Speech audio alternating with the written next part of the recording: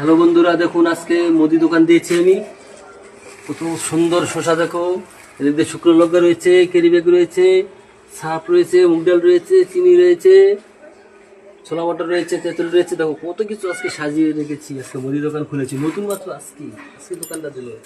দেখি কাস্টমার আসলে। কচুলতি কত দাম জানো?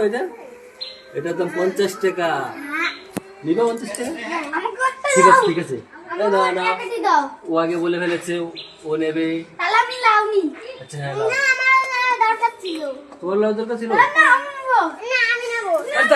তোমরা গন্ডগোল করো না, তোমরা গন্ডগোল করো না। ঠিক আছে, শোনো শোনো শোনো শোনো, গন্ডগোল করো না। তুমি আজকে কচুরিটা দাও, আজকে একটা লাউ নেও, ঠিক আছে?